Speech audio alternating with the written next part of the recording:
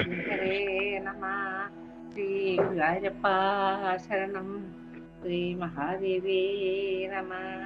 അപ്പൊ നമ്മള് ഒരാഴ്ചത്തെ ഇടവേളയ്ക്ക് ശേഷം വീണ്ടും ദേവീ ഭാഗവതത്തിലേക്ക് അതിന്റെ വാക്യം കൂടി പറഞ്ഞു തീർക്കാൻ. ഇത്ര മഹദ്ഗ്രന്ഥങ്ങളൊന്നും പകുതിക്ക് വെച്ച് നിർത്തുന്നത് അത്ര ഒരു നല്ല സ്വഭാവമല്ല. അതുകൊണ്ട് ഇതിപ്പോ എന്താണ് നമ്മൾ പറയാനുള്ളതെന്ന് വെച്ചാൽ സരസ്വതി കവചാണ് നമുക്ക് പറയാനുള്ളത്. ആ സരസ്വതി കവച മന്ത്രത്തിന്റെ എന്താണതെന്ന് പറഞ്ഞിരുന്നു. നമുക്കത് കേൾക്കാം. ശ്രീം ഹ്രീം സരസ്വതി ദേവി ഇതാ നമസ്കരിക്കുന്നത് ശിരസിനെ കാത്തു രക്ഷിച്ചാലും. ശ്രീം വാഗ്ദേവതയെ തൊഴാമെന്റെ ഫലദേശത്തെ രക്ഷിച്ചാലും. ഓം ഹ്രീം സ്വാഹേ സരസ്വതി എന്റെ 2 ശ്രോത്രങ്ങളെ രക്ഷിച്ചാലും.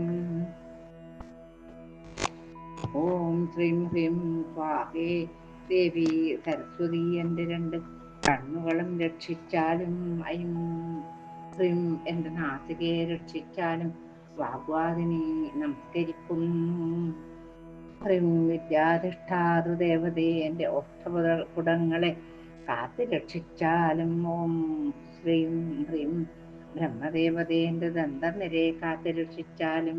അയ്യം എന്ന ഏകാക്ഷരമന്ത്രം എന്റെ കണ്ഠത്തെ രക്ഷിക്കട്ടെ. ഓം ശ്രീം ഹ്രീം ലക്ഷ്മി എന്റെ കഴുത്തും ചുമലും കാത്തു രക്ഷിച്ചാലും. ഓം ഹ്രീം വിദ്യാധിഷ്ഠാതൃദേവതേ എന്റെ ഉരപ്രദേശം കാത്തു രക്ഷിച്ചാലും. ഓം സ്വാഹേ വിദ്യാധിരൂപിണി എന്റെ നാഭീദേശം കാത്ത് രക്ഷിച്ചാലും. ഓം ഹ്രീം ക്ലീം വാണി ദേവി നമസ്കാരം എന്റെ 2 കൈകളും രക്ഷിച്ചാലും. ഓം സർവവർണാത്മികേ സ്വാഹ എന്റെ 2 കാലുകളും കാത്ത് രക്ഷിച്ചാലും. ഓം വാഗ്ദേവതേ എന്റെ സർവാംഗങ്ങളും കാത്ത് രക്ഷിച്ചാലും. ഓം എന്റെ കിഴക്ക് ഭാഗം കാത്തുകൊണ്ടാലും സർവകണ്ഠനിവാസിനി നമസ്കരിക്കുന്നു. ഓം സർവജിഹ്വാഗ്രവാസിനി എന്റെ അഗ്നിയോണം കാത്തു രക്ഷിച്ചാലും. ഓം ഐം ഹ്രീം ക്ലീം ജ്ഞാനികളുടെ ജനനി നമിക്കാം. ഈ മന്ത്രരാജൻ എന്റെ തെക്ക് വശം കാത്തു രക്ഷിക്കട്ടെ. ഐം ഹ്രീം ശ്രീം ഈ 3 അക്ഷരം എന്റെ തെക്ക് പടിഞ്ഞാറ് ഭാഗത്തെയും പ്രതീരിയെ സർവജിഹ്വാവാസയും രക്ഷിക്കണം. സർവാംബികാദേവി വായവ്യത്തെയും ഗദ്യവാസിനിയായ ദേവി എന്റെ വടക്ക് വശത്തെയും രക്ഷിക്കണം. ആയും സർവശാസ്ത്രനിവാസിനി ശാനഭാഗം കാത്തു രക്ഷിക്കണം. ഓം ഹ്രീം എന്റെ മേൽഭാഗം സർവദാ കാത്തു രക്ഷിച്ചാലും. സർവപൂജിതേ ഹ്രീം ഗ്രന്ഥവാസിനി എന്റെ കീഴ്ഭാഗം കാത്തു രക്ഷിച്ചാലും നമിക്കാം ദേവി. ഓം ഗ്രന്ഥജീവസ്വരൂപിണി എന്റെ എല്ലാ ഭാഗവും കാത്തു രക്ഷിച്ചാലും. ബ്രഹ്മമന്ത്രങ്ങളെപ്പറ്റിയും വിശ്വവിജയം എന്നു പേരുള്ള കവചവും ഞാൻ പറഞ്ഞു തന്നു. പണ്ട് ഈ ഉപദേശം എന്റെ അച്ഛനായ ധർമ്മൻ ഗന്ധമാദന പർവ്വതത്തിൽ വെച്ച് പറഞ്ഞത് ഞാൻ കേട്ടിട്ടുണ്ട്. നാരദ, അങ്ങയോടുള്ള സ്നേഹവും വാത്സല്യവും കൊണ്ടാണ് ഞാൻ ഇതൊക്കെ പറഞ്ഞു തന്നത്. വളരെ ഗോപ്യമായി വെക്കണം. വസ്ത്രഭൂഷണങ്ങൾ നൽകി പൂജിച്ചൊരു വിദ്വാനിൽ നിന്ന് ഈ മന്ത്രം ഗ്രഹിക്കണം. അല്ലാതെ കണ്ടമാനം ചൊല്ലിയിട്ട് കാര്യമില്ല എന്നാണ് പറയുന്നത്. 5 ലക്ഷം സംഖ്യ കൊണ്ട് ജപിച്ചാൽ ഈ കവചം സ്വായത്തമാകും. ബൃഹസ്പതിക്ക് സമാനനാകും. കവചത്തിന്റെ സിദ്ധിയാൽ മഹാവാഗ്മിയാകും. ലോകജേതാവുമാകും. സമസ്ത സുഖങ്ങളും നേടാനാവും. കണ്വശാഖോക്തമായ കവചം ഞാൻ പറഞ്ഞു തന്നു. ധ്യാനത്തെപ്പറ്റിയും സ്തോത്ര പൂജാതി വിധികളും പറഞ്ഞു തരാം എന്നുള്ള അനുഗ്രഹത്തോടു കൂടി സരസ്വതി കവചം എന്ന 4-ാം അധ്യായം പാദപത്മങ്ങളിൽ സമർപ്പിക്കാം. ഇനി ആ സരസ്വതി സ്തോത്രത്തിന്റെ വർണ്ണനം ആണ് അടുത്തതായിട്ട് പറയാൻ പോകുന്നത്. എന്താ അത്? സർവകാമനകളെയും സാധിപ്പിച്ച് തരുന്ന വാണീദേവിയുടെ സ്തോത്രം കൊണ്ട് പണ്ട് യാജ്ഞവൽക്യ മുനി വാണീദേവിയെ വാട്ടി സ്തുതിച്ചിട്ടുണ്ട് കേട്ടോ. പണ്ട് പുരുഷാപം കാരണം യാജ്ഞവൽക്യ മുനിയുടെ വിദ്യകളൊക്കെ നശിച്ചുപോയി. അദ്ദേഹം ദുഃഖാർത്തനായി സൂര്യസ്ഥാനത്ത് ചെന്ന് സൂര്യദേവനെ വന്ദിച്ചു ചോദിച്ചു. ആദിത്യ ഭഗവാൻ വേദങ്ങളും വേദാംഗങ്ങളും യാജ്ഞവൽക്യ പഠിപ്പിച്ചതിന് ശേഷം പറഞ്ഞു, മുനെ, അങ്ങ് പോയി വാഗ്ദേവിയെ സ്തുതിച്ചാലും അങ്ങയുടെ നഷ്ടപ്പെട്ടു പോയ വിദ്യകളൊക്കെ തിരിച്ചു കിട്ടും. ഇത്രയും പറഞ്ഞ് ആദിത്യദേവൻ അന്തർധാനം ചെയ്തു. ആദിത്യദേവനിലേക്ക് തന്നെ നിൽക്കാനാവില്ലല്ലോ. അങ്ങനെ എല്ലാ ഭൂതജാലങ്ങൾക്കും പ്രകാശം പകർന്നു കൊടുത്തോണ്ട് ഒന്നൊരാളിൽ ആദിത്യ ഭഗവാൻ ഒരിക്കൽ തന്നെ നിൽക്കാനാവില്ല. അങ്ങനെ അദ്ദേഹം അവിടുന്ന് അന്തർധാനം ചെയ്തു, അതായത് മറന്നു. അപ്പൊ യാജ്ഞവൽക്യൻ കുളിച്ചു ശുദ്ധനായി ദേവിയെ സ്തുതിച്ച് നമസ്കരിച്ചുകൊണ്ട് പറഞ്ഞു, അമ്പേ പരാശക്തി, ജഗന്മയി, പുരുഷാവത്താൽ ഞാൻ എന്റെ എല്ലാ വിദ്യകളെയും മറന്ന് തേജോവിഹീനനും ശക്തിവിഹീനനുമായി തീർന്നു. ദേവി, എന്നിൽ പ്രസാദിക്കുക. എന്റെ കവിത്വവും ശിഷ്യന്മാരെ പഠിപ്പിക്കാനുള്ള കഴിവും അതുപോലെ തന്നെ സാമർഥ്യവും തന്ന് എന്നെ അനുഗ്രഹിക്കാനും വിവേകവും എല്ലാം ഗ്രഹിക്കാനുള്ള കഴിവും തന്ന് എന്നെ വിജ്ഞനാക്കണം. സർവവിദ്യകൾക്കും ആധാരഭൂതയായ ദേവി, അവിടുത്തെ ഞാൻ അഭയം പ്രാപിക്കുന്നു. കാലസംഖ്യാരൂപയായ ദേവി, ഞാനിതാ നമസ്കരിക്കുന്നു. സ്മൃതിശക്തിയായും ജ്ഞാനശക്തിയായും ബുദ്ധിശക്തിയായുമായ ദേവി നമസ്കാരം. കൽപ്പനാശക്തിയായ ദേവി, അവിടുത്തേക്ക് നമസ്കാരം. പണ്ട് സനൽകുമാരന് ബ്രഹ്മാവിനോട് ജ്ഞാനം ഉപദേശിക്കാൻ പറഞ്ഞ സമയത്ത് ബ്രഹ്മാവ് ഒന്നും മിണ്ടാതെ നിന്നതേയുള്ളൂ. തനിക്ക് അതിനുള്ള ശക്തി ഉണ്ടോ എന്ന് ഉറപ്പുണ്ടായിരുന്നില്ല അദ്ദേഹത്തിന്, ആർക്ക്? ബ്രഹ്മാവിന്. അപ്പോൾ ആ വഴി വന്നു ചേർന്ന ഭഗവാൻ പറഞ്ഞു, പ്രജാപതി, സരസ്വതി ദേവിയെ ഭക്തിപൂർവ്വം വാഴ്ത്തി സ്തുതിച്ചാലും. ഇത് കേട്ട് പത്മജൻ വാണി ദേവിയെ സ്തുതിക്കാൻ തുടങ്ങി. അപ്പൊ ആ ദേവിയുടെ അനുഗ്രഹം കൊണ്ട് ബ്രഹ്മദേവൻ സനൽകുമാരമുനിക്ക് ജ്ഞാനോപദേശം നൽകിയെന്നാണ് പറയപ്പെടുന്നത്. പണ്ട് ഭൂമിദേവിയും ശേഷനോട് ജ്ഞാനോപദേശം അർത്ഥിച്ചിട്ടുണ്ടായിരുന്നു. ആ സമയത്ത് ശേഷനും മൂകനായി നിന്നു അത്രേ. പിന്നീട് കശ്യപന്റെ ഉപദേശപ്രകാരം ശേഷനും വാണീദേവിയെ സ്തുതിച്ചു. അതിനുശേഷം നിർമ്മലമായ സിദ്ധാന്തത്തെ ശേഷൻ ഭൂമിദേവിക്ക് ഉപദേശിച്ചു എന്നും പറയപ്പെടുന്നു കേട്ടോ. പണ്ട് പരാശര മഹർഷി ഉണ്ടല്ലോ, അദ്ദേഹം വാൽമീകി മഹർഷിയോട് പുരാണ സൂത്രം ചോദിച്ച സമയത്ത് വാൽമീകിയും മൗനിയായി, മിണ്ടാൻ പറ്റുന്നില്ല. ജഗദംബയെ ധ്യാനിച്ചു. ആ ധ്യാനത്താൽ ദേവിയുടെ അനുഗ്രഹം സമ്പാദിച്ച് വാൽമീകി മഹർഷിയും പരാശര മഹർഷിയുടെ ജ്ഞാനാന്ധകാരത്തെ തുടച്ചു മാറ്റി ജ്ഞാനം പ്രകാശിപ്പിച്ചു കൊടുത്തു. കൃഷ്ണാംശമായ വ്യാസൻ അത് കേട്ട് പുഷ്കരത്തിൽ പോയി തപസ് ചെയ്ത് ദേവിയോട് അനുഗ്രഹം വാങ്ങി. കവിശ്രേഷ്ഠനായി എന്ന് പറയപ്പെടുന്നു. അദ്ദേഹം വേദത്തെ വ്യസിച്ചു. അങ്ങനെയാണ് വേദവ്യാസനായത്. പ്രശിഷ്യന്മാർക്ക് നൽകുകയും പുരാണേതിഹാസങ്ങൾ രചിക്കുകയും ചെയ്തു. പണ്ട് ശിവനോട് ഇന്ദ്രൻ തത്വജ്ഞാനത്തെ പറ്റി ചോദിച്ചു. അപ്പോൾ സദാശിവൻ നിന്നെ ധ്യാനിച്ചു. എന്നിട്ടാണ് ശിവന് ജ്ഞാനോപദേശം നൽകാനുള്ള കഴിവുണ്ടായത്. പിന്നീട് ഇന്ദ്രൻ ദേവഗുരുവായ ബൃഹസ്പതിയോട് ശബ്ദസ്തോത്രത്തെ പറ്റി ചോദിച്ചു. അപ്പോൾ ദേവഗുരു പുഷ്കരത്തിൽ പോയി 1000 വർഷം തപസ് ചെയ്ത് വരവും വാങ്ങി. അതിനുശേഷം ബൃഹസ്പതി ശബ്ദശാസ്ത്രവും അതിന്റെ അർത്ഥവും ഗ്രഹിച്ച് വിസ്തരിച്ച് ഉപദേശിച്ചു. ദേവഗുരു പഠിപ്പിച്ച ശിഷ്യരും ഋഷിമാരും നിന്നെ ധ്യാനിച്ചു കൊണ്ടിരിക്കുന്നു. അവർ മാത്രമല്ല ജഗദംബികെ, ബ്രഹ്മാദി ദേവന്മാരടക്കം എല്ലാ ദേവന്മാരും ഋഷീശ്വരന്മാരും നിന്നെ തന്നെ ധ്യാനിച്ചു കൊണ്ടിരിക്കുകയാണ്. എന്റെ ഒരു മുഖം കൊണ്ട് അവിടുത്തെ വാഴ്ത്താൻ അശക്തനാണ് ഞാൻ. 1000 നാവുള്ള അനന്തന് പോലും അമ്മേ ജഗദംബികയെ വാഴ്ത്താൻ മതിയാവില്ല കഴിവെന്നാണ് പറയപ്പെടുന്നത്. ആ മഹാമായ യാജ്ഞവൽക്യമുനി ശിരസ് കുനിച്ച് നമസ്കരിച്ചു. കവിശ്രേഷ്ഠനാവാൻ വരവും കൊടുത്ത ദേവി വൈകുണ്ഠത്തിലേക്ക് യാത്രയായി. യാജ്ഞവൽക്യന്റെ സ്തോത്രം നിത്യവും ജപിക്കുന്നവൻ കവിയും വാഗ്മിയും ഗീഷ്പതിക്ക് സമനായും വരും. ദുർബുദ്ധിയമൂർഖൻ അത് പഠിക്കുകയാണെങ്കിൽ പണ്ഡിതനായും കവിയായും ഭവിക്കുമെന്ന് പറയപ്പെടുന്നു. അങ്ങനെ സരസ്വതി സ്തോത്രം എന്ന 5-ാം അധ്യായം ഭഗവത് പാദങ്ങളെ സമർപ്പിച്ചു നമ്മൾ. അടുത്തതായിട്ട് 3 ദേവിമാരും ഭൂമിയിൽ ജനിക്കാൻ ഒരു കാരണം ഉണ്ടായിരുന്നു. ആരാ 3 ദേവിമാര്? ഗംഗ, മഹാലക്ഷ്മി മുതലായവര്. വിഷ്ണുവിന്റെ ഒപ്പം വൈകുണ്ഠത്തിൽ താമസിക്കുന്ന സരസ്വതി, ഒന്ന് സരസ്വതി, ഒന്ന് ലക്ഷ്മി, ഒന്ന് ഗംഗ. ഗംഗയുമായി തർക്കത്തിലേർപ്പെട്ടു. ഇവർക്കൊന്നും വേറൊന്നും പണിയില്ലല്ലോ. അപ്പൊ ഒരു തർക്കം ആവാന്ന് തോന്നി. അങ്ങനെ തർക്കത്തിലേർപ്പെട്ടു. അതിന്റെ ഫലമായിട്ടും സംഭവിച്ചു ഗംഗ ശപിച്ചു. കാരണം സരസ്വതീ ദേവി ഭാരതത്തിലുള്ള ജനങ്ങൾക്ക് പുണ്യനദിയായി തീരുകയും ചെയ്തു.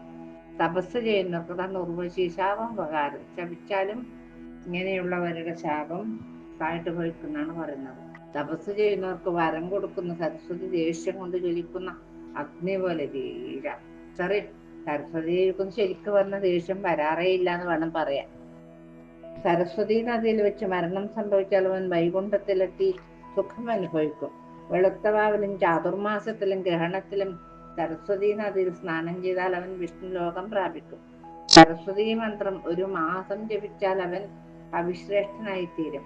തല മുണ്ടനം ചെയ്ത് നിത്യം സരസ്വതി നദിയിൽ സ്നാനം ചെയ്താൽ അവന് പിന്നീട് ജനിമരണങ്ങൾ ഉണ്ടാവുകയില്ല. നാരദാ, വാണീദേവിയുടെ കഥകൾ ഞാൻ പറഞ്ഞു തന്നു.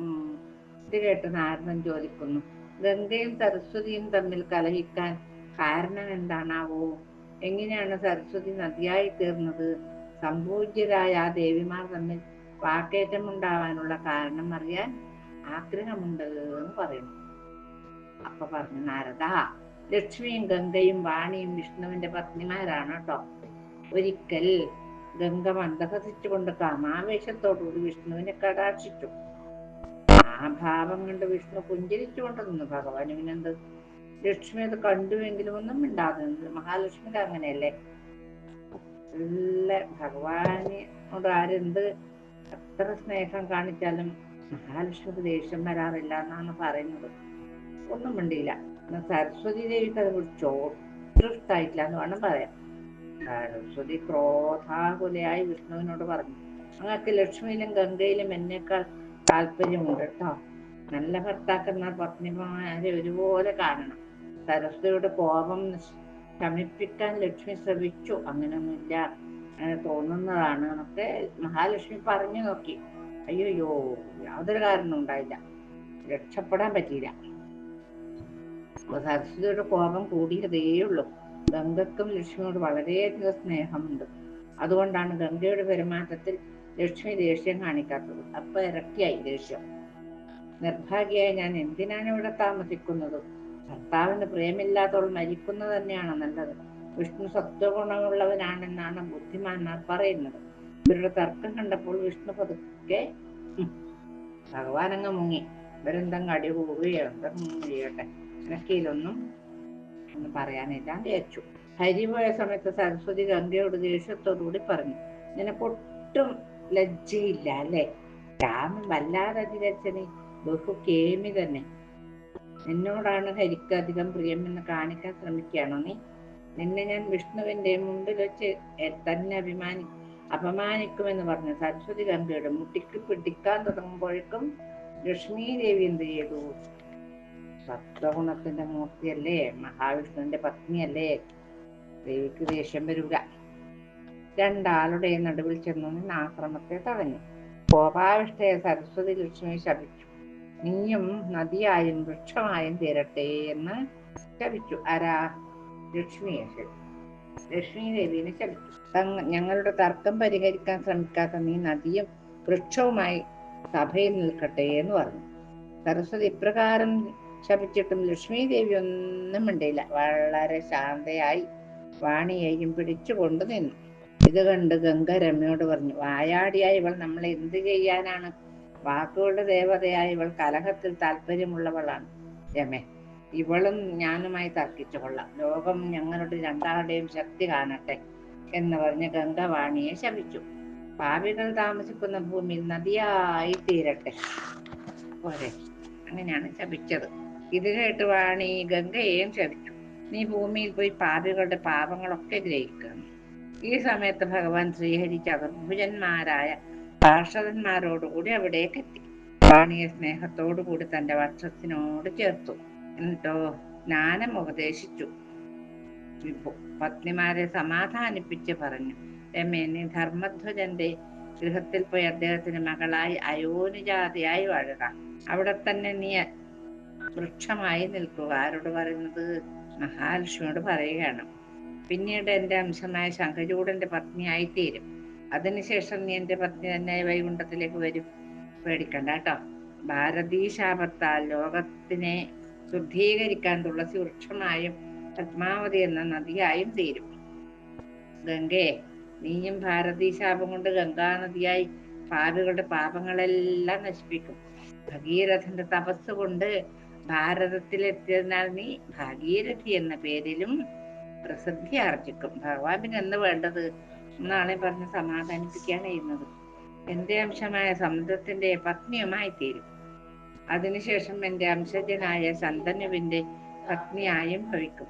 സപത്നികൾ തമ്മിലുള്ള കലഹം കൊണ്ടാണ് നിങ്ങൾക്ക് ഇപ്രകാരം ദുഃഖം അനുഭവിക്കേണ്ടി വന്നത്.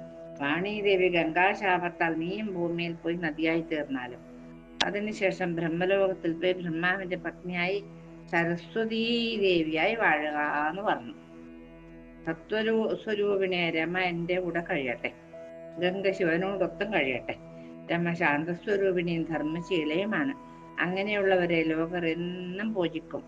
ധർമ്മ സൗശീല്യമുള്ളവർ രമയുടെ കലാംശജന്മാരാണ്. 3 ഭാര്യമാരും അവരുടെ ബന്ധുക്കളും ഭൃത്യന്മാരും 3 തരത്തിലാണ്. അങ്ങനെയല്ലേ, ഒരാളെപ്പോലെ മറ്റൊരാൾ ഉണ്ടാവില്ല, മറ്റൊരാളെപ്പോലെ മറ്റൊരാളും ഉണ്ടാവില്ലല്ലോ. ദുർനടപ്പുകാരായ സ്ത്രീകളും പുരുഷന്മാരുമുള്ള ഗൃഹത്തിനേക്കാളും കാടാണ് ഭേദം. ദുഷ്ടസ്ത്രീകളുടെ മുഖത്തു നിന്ന് വമിക്കുന്ന ജ്വാല വിഷജ്വാലയേക്കാൾ കഠിനമാണ്. സ്ത്രീജിതന്മാർക്ക് മരണം വരെ സ്വൈര്യമുണ്ടാവുകയില്ല. സപത്നികളുടെ കൂടെ വസിക്കുന്നവന് സമാധാനം ഉണ്ടാവുകയില്ല. ഒരു ഭാര്യനെ കൊണ്ട് തന്നെ എടുത്ത് ഇന്നത്തെ കാലത്ത് ഒട്ടും സമാധാനം കിട്ടുന്നില്ല. പിന്നെ ഈ കുറെ ഭാര്യമാരുണ്ടായാലും എന്ത് ചെയ്യേണ്ടത്? ദുഷ്ടസ്ത്രീയുടെ മുഖത്ത് നിന്ന് വമിക്കുന്ന ജ്വാല ഉണ്ടല്ലോ, അത് വിഷജ്വാലയേക്കാൾ കഠിനമാണ്. സ്ത്രീജിതന്മാർക്ക് മരണം വരെ സ്വൈര്യം ഉണ്ടാവുകയില്ല എന്ന് പറഞ്ഞു വെച്ചു. സപത്നികളുടെ കൂടെ വസിക്കുന്നവന് സമാധാനം ഉണ്ടാവുകയില്ല എന്നും പറഞ്ഞു വെച്ചു. ഒരു പത്നി മാത്രമായിട്ട് വസിക്കുന്നവനെ സമാധാനവും സുഖവും ഉണ്ടാവുകയുള്ളൂ. ഇന്ന് അതും ഇല്ല കലിയുഗത്തില്. ഗംഗേ, നീ ശിവന്റെ അടുത്തേക്കും സരസ്വതി ബ്രഹ്മാവിന്റെ അടുത്തേക്കും പോകട്ടെ. ശാന്തയും സുശീലയുമായ പത്മജ ഇവിടെ വൈകുണ്ഠത്തിൽ വസിക്കട്ടെ. വിനയാന്വിതയും സുശീലയുമായ ഭാര്യമാരുള്ളവർക്കേ ജീവിതത്തിൽ സൗഖ്യവും സമാധാനവും ഉണ്ടാവുകയുള്ളൂ. ദുശീലകളായ സ്ത്രീകളുടെ സാമീപ്യം അസഹനീയമാണ്. അപ്രകാരമുള്ള ഭാര്യയുള്ളവർ മരിച്ചതിന് തുല്യമാണ്. അവൻ എന്നും ദുഃഖ്യമായി കാലം കഴിക്കേണ്ടി വരും. ദുശീലമെറ്റമിയലുന്ന നതാംഗിമാരിൽ വിശ്വാസമേതുമരുതെന്നു ജഗൽ പ്രസിദ്ധം. നിശങ്കമായവരോടൊത്തു വസിപ്പവന് നിശേഷമാശു ബലവും കുലവും നശിക്കും. നമ്മൾ ഈ ഭാഗം അങ്ങനെ ഭഗവത്പാദങ്ങൾ സമർപ്പിച്ചു. കായേന വാചാ മനസേന്ദ്രിയർവാ ബുദ്ധ്യാത്മനാ വാ പ്രകൃതി സ്വഭാവാത് കരോമി യദ്യത് സകലം പരസ്മൈ നാരായണായേതി സമർപ്പയാമി.